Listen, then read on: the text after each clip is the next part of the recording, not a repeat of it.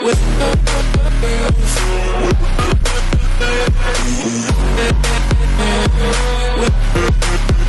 वालेकुम। उम्मीद करता हूँ आप सब लोग ठीक होंगे।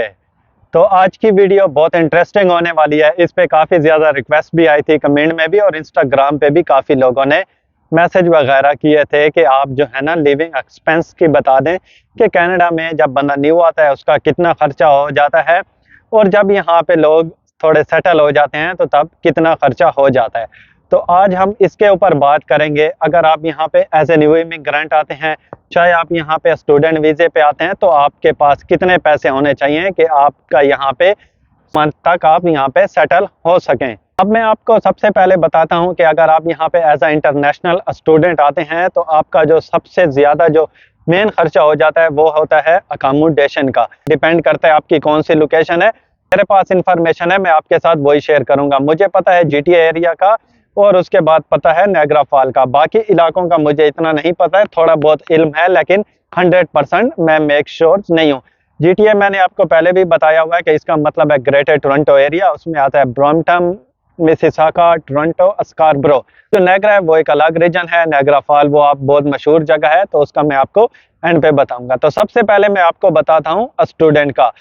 अब वो डिपेंड करता है कि आपने पूरा अपार्टमेंट रेंट पे लेना है, तो पूरे अपार्टमेंट का रेंट जो है ना इस टाइम जो चल रहा है वो $1800 से लेके $2000 तक चल रहा है। अब डिपेंड करता है कि आपने एक रूम लेना है, डिपेंड करता है कि आपने एक रूम में दो बंदों के साथ शेयरिंग करनी है, एक आप होंगे एक कोई और होगा। तो अक्सर यहाँ पे ऐसे भी है कि एक रूम में लोग 3-3 और 4-4 भी रह रहे होते हैं। जितना ज्यादा लोग रहेंगे उतना खर्चा कम आएगा, जितने कम लोग रहेंगे उतना ज्यादा आपका खर्चा बढ़ जाएगा। अब मैं आपको बताता हूँ कि अगर आप टोरंटो डाउनटाउन में रहेंगे तो आपको वहाँ से 1000 से लेके $1500 तक आपको पे करना पड़ेगा सिर्फ एक रूम के लिए, और एक रूम किसी और के पास होगा तो ये आपकी शेयरिंग हो जाएगी। और वहाँ पे अगर आपने टोरंटो डाउनटाउन में रहना है, वहाँ पे आपने अगर वहाँ पे शेयरिंग पे लेंगे एक रूम में दो बंदे तो वो 800 से 1000 पे आ जाएगा। और अगर आप वहाँ पे एक रूम में 3 बंदे रहते हैं तो वो आपका 700 से $650 तक तकरीबन आपका आ जाएगा। लेकिन जो ब्रम्पटन है, मिसिसागा है और स्कारब्रो है, यहाँ पे थोड़े से रेंट और भी कम है। यहाँ पे अगर आप एक अपार्टमेंट बेडरूम लेते हैं पूरा ही आप अगर लेते हैं तो उसमें आपको पे करना पड़ता है तकरीबन जो है ना 1600 से लेके $1800 तक इस टाइम रेंट चल रहा है, और बाकी यूटिलिटीज अलग होंगे। अगर आप इंक्लूडेड वाला लेंगे तो वो $2000 तक आपको मिल जाएगा। अगर आप यहाँ पे इन 3 सिटीज में आप किसी के साथ शेयरिंग करना चाहेंगे तो आपको वो 700 से $800 तक आपको एक रूम मिल जाएगा। और अगर आप इसी को ही आप एक रूम में 2 बंदे रहना चाहेंगे तो आपका $100 और कम हो जाएगा। और आप अगर एक रूम में यहाँ पे ऐसे भी 3-3 लोग रह रहे होते हैं तो तकरीबन $600 पर रूम का आ जाता है। तो इंटरनेशनल स्टूडेंट जब आते हैं तो सबसे ज़्यादा उसका खर्चा अकोमोडेशन में ही चला जाता है। उसको पहले महीने यहाँ पे रेंट देना पड़ता है। कोई फर्स्ट एंड लास्ट मंथ लेता है, कोई एक मंथ का यहाँ पे ले लेता है। अब मैं आपको और आपके एक्सपेंस बता देता हूँ अकोमोडेशन का। आप तकरीबन अपने जहन में $1000 रखें।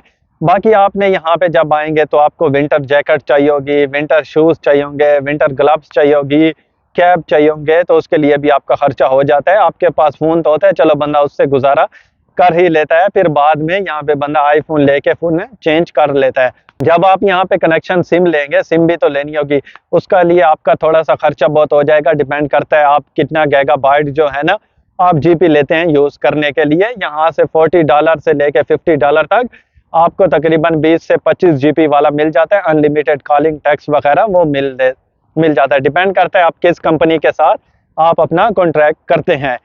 तो आपके पास अंदाज़ा तकरीबन $2500 से $3000 फर्स्ट मंथ होना चाहिए। अगर आपको पे नहीं मिलती है तो ये आपका महीने का एक्सपेंस होगा। उसमें आपकी ग्रोसरी भी आ जाएगी, उसमें आपका ट्रांसपोर्ट का खर्चा भी आ जाएगा, उसमें आपका सेल फोन का भी खर्चा आ जाएगा, उसमें आपका अकोमोडेशन का भी ये सब खर्चा आ जाएगा। 25 से $3000 आपकी पॉकेट में होना चाहिए। कभी कुछ इमरजेंसी भी हो सकती है तो बंदे के पास कुछ एक्स्ट्रा भी होने चाहिए। अब मैं आपको दूसरा यहाँ पे बता देता हूँ, अगर जो फैमिली यहाँ पे एज ए न्यू इमिग्रेंट आते हैं तो उनका कितना एक्सपेंस होगा और उनको अपने साथ कितने पैसे लेके आने चाहिए। वैसे तो आप $10,000 साथ लेके आ सकते हैं। अगर किसी के पास 10,000 नहीं होते हैं तो उनको अपने एक महीने का एक्सपेंस कितना लेके आना चाहिए। अब अगर आप यहाँ पे न्यू आते हैं तो आप यहाँ पे आपको आते साथ ही घर यहाँ पे अगर नहीं मिल रहा है तो वो भी मैंने रूम हंटिंग, हाउस हंटिंग की मैंने वीडियो बनाई हुई है, वो आप उसमें देख सकते हैं। तो मैं आपको ये बताता हूँ, यहाँ अगर आप एयरबीएनबी में रहेंगे, आप अगर रहते हैं होटल में रहते हैं, 4-5-6 दिन तो आपको रहना पड़ेगा। अगर आपने पहले से रूम घर वगैरह यहाँ पे या बेसमेंट या कुछ अपनी अकोमोडेशन ढूंढी है तो वो बहुत अच्छी बात है, नहीं ढूंढी होती तो आपको एयरबीएनबी या होटल में रहना पड़ता है। अब डिपेंड करता है कि आप फैमिली मेंबर कितने हैं, आपके साथ बच्चे कितने हैं या कपल्स हैं। आपने यहाँ पे बेसमेंट लेनी है तो आपको वो जो है ना आपको मिल जाएगी 1600 से लेके $2000 तक। 2 बेडरूम की मिलेगी और 1400 से लेके $1600 $1700 तक एक बेडरूम की मिलती है। उसमें सब कुछ इंक्लूडेड होता है। अपार्टमेंट लेना है तो उसका फिर उसका भी वो 2000 से $2500 तक आता है। अब अगर आप यहाँ पे फैमिली के साथ आ रहे हैं, आपके साथ 2 बच्चे हैं, आप मियाँ बीवी हैं, तो इसका मैं आपको बता देता हूँ कि आप खुद गैस कर लें कि अगर इतने बच्चे हैं, इतने फैमिली मेंबर हैं तो कितना खर्चा होगा। सबसे पहले आपको यहाँ पे आप अपना $2000 जो है ना मिनिमम आप अपना अकोमोडेशन का रखें कि आपका जो है ना यहाँ पे सबसे पहले आपने उनको रेंट देना है। यहाँ पे वो फर्स्ट एंड लास्ट मंथ का रेंट भी जरूर लेते हैं, 2 और 2 $4000 आपका ये हो गया।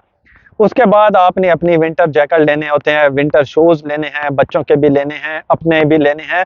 ग्रोसरी का जो यहाँ का आपका महीने का खर्चा आएगा, आप अगर बहुत कम भी उसको करें तो 800 से लेके $1000 तक आपकी ग्रोसरी आ जाएगी 2 बच्चे और मियाँ बीवी की। तो वो डिपेंड करता है आप वेजिटेरियन है, नॉन वेजिटेरियन है, इससे कम भी हो सकती है, इससे ऊपर भी जा सकती है। बात मैंने आपको एस्टिमेटेड रेट बता रहा हूँ कि आपके इतना यहाँ पे खर्चा हो जाएगा। बाकी आपको यहाँ पे सेल फोन जरूर चाहिए होता है क्योंकि आपको कॉल करने के लिए भी वो चाहिए होता है। यहाँ पे आपने जॉब ढूंढनी है, कहीं और बात करनी है तो आपके पास सेल फोन का कनेक्शन भी होना चाहिए। बेशक आपके पास फोन तो होगा लेकिन आपको सिम लेनी पड़ेगी। वो डिपेंड करते हैं आप कितने कनेक्शन वाली लेते हैं, कितने जीपी वाली लेते हैं, कौन सा आप उनके साथ कॉन्ट्रैक्ट करते हैं। तो वो आप अपना उसका रख लेंगे, तकरीबन $50 आप उसका भी रख लें। बाकी आपने बच्चों की भी चीज़ें यहाँ पे लेनी है। ट्रांसपोर्ट के लिए भी आपको यहाँ पे उसके भी आप वो अगर बच्चे हैं स्कूल गोइंग है या घर पे रहने वाले हैं तो उनके लिए कोई टिकट नहीं होती है। आप हस्बैंड वाइफ हैं तो आप लोगों को 2 प्रेस्टो कार्ड यहाँ पे बनवाने पड़ेंगे, तो आप उसका भी एक्सपेंस अपनी ट्रांसपोर्ट का रख लें। आपने उबर यूज़ करनी है तो उसके आपके पास अलग से पैसे होने चाहिए। अब ये मैंने आपको बता दिया है फैमिली का इतना एक्सपेंस।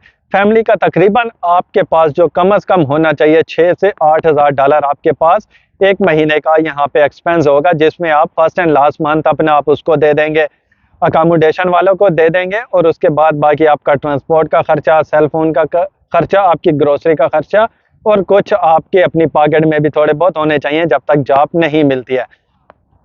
अब आप यहाँ पे इंटरनेशनल स्टूडेंट जिसका मैंने आपको बताया है और एज इमिग्रेंट वालों का आपको बताया है, तो आप यहाँ पे आपका 1 महीना आपका मुश्किल होता है। उसके बाद आपको यहाँ पे मंथली बजट आपको पता चल जाता है कि हमारी ग्रोसरी कितने की आती है, हमारे बाकी और एक्सपेंस कितने हैं वो आपको पता चल जाता है। लेकिन फर्स्ट मंथ आपके लिए एक्सपेंस का थोड़ा सा मुश्किल होता है, उसके बाद आपको पता चल जाएगा कि कितना हो रहा है। यहाँ पे आप ज़्यादा भी कर सकते हैं, डिपेंड करता है कि आप और भी खर्चे करना चाहें तो फिर उतना खर्चा होगा, कम करना चाहें तो वो कम भी यहाँ पे रहेगा। तो आपके साथ ये भी शेयर करूं कि अगर आपने होटल से खाना है तो वो आपका अलग एक्सपेंस होगा। आप अगर यहाँ पे टिफ़िन मंगवाते हैं, टिफ़िन ये होता है कि उसमें आपको थोड़ा सा खर्चा कम पड़ जाता है जो इंटरनेशनल स्टूडेंट हैं, और यहाँ पे जो फैमिली वाले न्यू भी आते हैं तो वो लोग भी ऐसे टिफ़िन मंगवाते हैं। अगर आप बाहर होटल में खाएंगे तो उसमें आपका ज़्यादा खर्चा हो जाएगा, बंदा साथ काफ़ी शाफ़ी भी पी लेता है और साथ अपना जो है ना काफ़ी नहीं पीते तो वो कोल्ड ड्रिंक वगैरह भी पी लेते हैं और बाहर आपको एक्सपेंसिव पड़ता है। लेकिन ये है कि हफ्ते में 1 दफ़ा जाना चाहिए, हफ्ते में नहीं तो आपको 2 हफ्तों में 1 दफ़ा जाना चाहिए, 2 वीक में नहीं तो आपको 1 मंथ में ज़रूर बाहर का खाना खाना चाहिए। चलो थोड़ी बहुत आउटिंग हो जाती है और बंदा फ्रेश भी फीलिंग करता है।